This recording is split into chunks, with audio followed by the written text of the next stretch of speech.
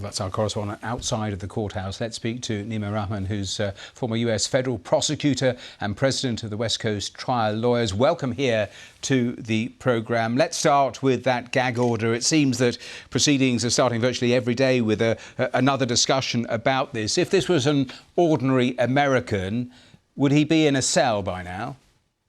No question. If any other party in the United States was doing what Donald Trump is doing, they would be in custody right now, held in contempt of court.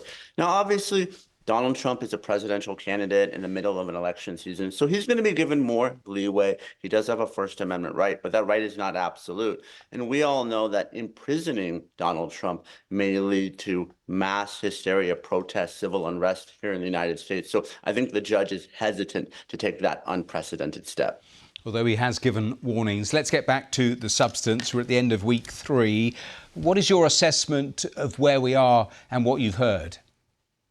Well, so far, we've had really two key witnesses, David Pecker and Keith Davidson. Keith Davidson being Stormy Daniels' attorney. And I don't think he was a particularly compelling witness. He really drew some distinctions, saying that it was consideration and not hush money.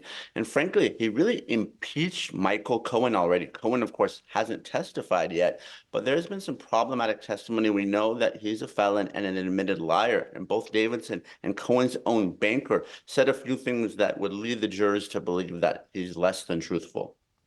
And when are you expecting Michael Cohen on the stand? I think very soon. I think we're leading this up. We saw Pecker sort of set the stage and Davidson discuss the deal. But I think Cohen's going to testify soon, probably as early as next week. And that testimony will last days. The cross-examination is going to be aggressive. It's going to be brutal. And I think the defense is going to go all out to try to tell the jurors that he's a liar.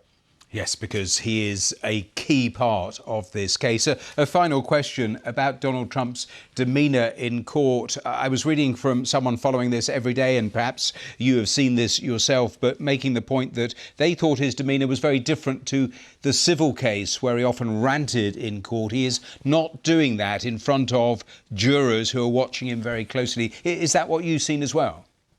That is, he just seems to be dejected, having less energy, falling asleep in course.